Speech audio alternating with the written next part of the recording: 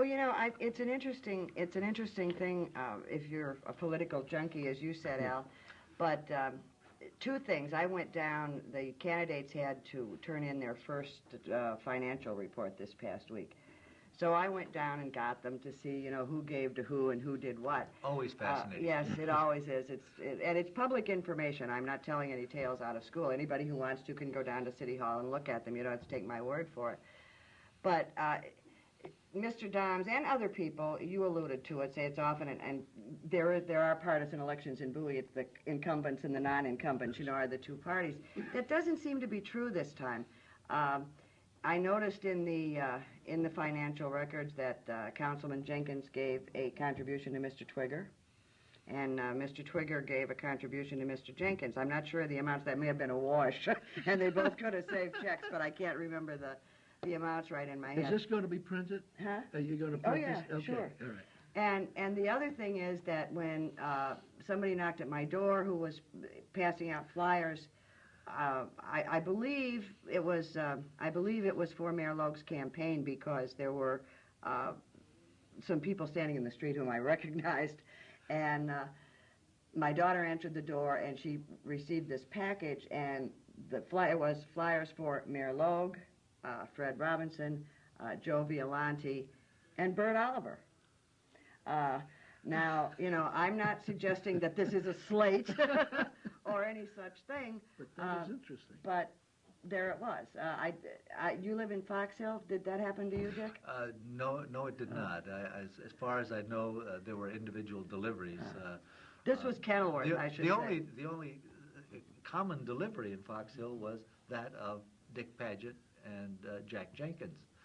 And Dick Paget's running against Jim Twigger, and so the contribution from Jenkins to Twigger really does boggle one's mind. How do you put an interpretation on that?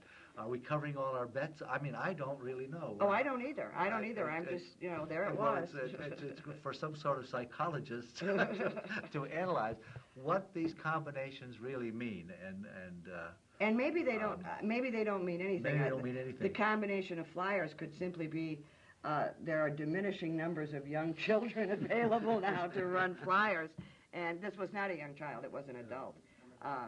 So, maybe they just thought this is the best way to get them out. Who knows? I'm not suggesting anything by that. I'm just saying this is what happened. But that's an interesting subject. The contributions. Were there any other observations that you had?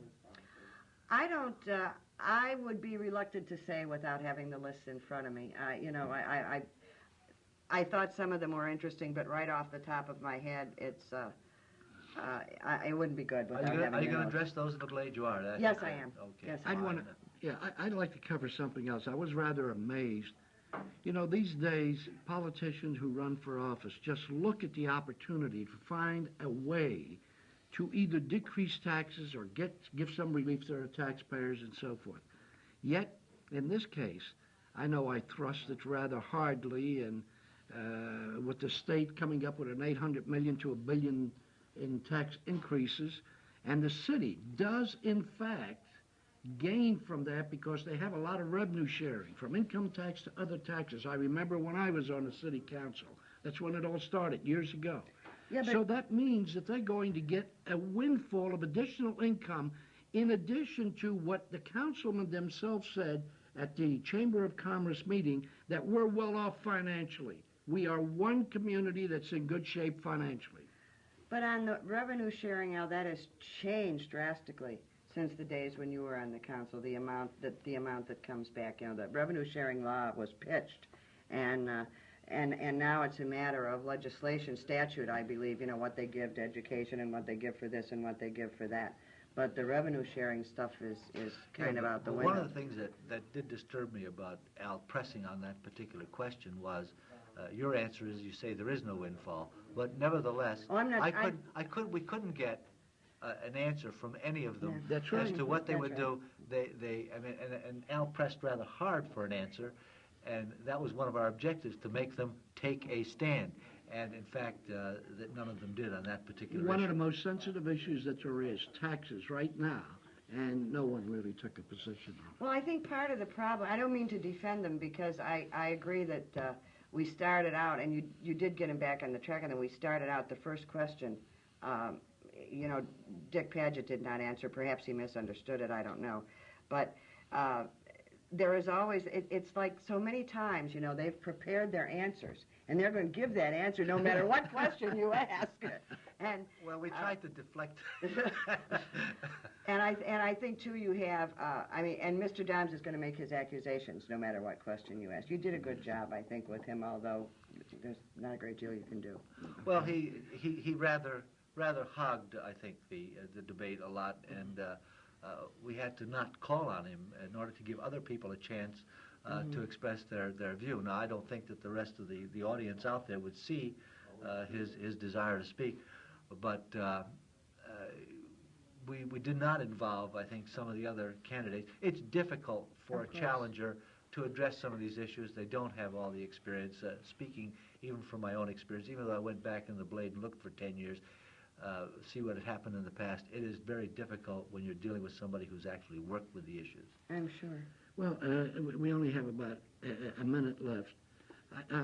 Did you notice that, you know, some of the incumbents appear to be really concerned about their opposition this year for the first time in a long time? I think so, and I think part of it's due to the anti-incumbency mood out there. It's clearly there nationally. They've got to be wondering, you know, has it filtered down to the local level? I think also that Bert Oliver, you know, he's been around a long time, done a lot. Everybody knows him.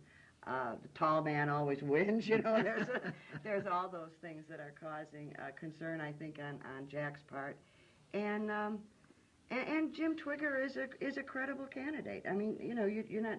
These are not kooks that have come out of the woodwork here, and these are people who've done some things in the community, and I think they're right to be worried. Well, I think we're out of time. Okay, go ahead. I think we're out of time now, and we will go back to Pat Whitaker, who has her part to play in this show. Pat, it's all yours. This is an address to the citizens of Bowie. You've heard the candidates, you've heard the analysis, the instant analysis we just had. Now, citizens, it's up to you. Consider these candidates. Think about them. Consider these issues. They vitally affect you. And on April 7th, you go out and you pick your own city council. It's up to you.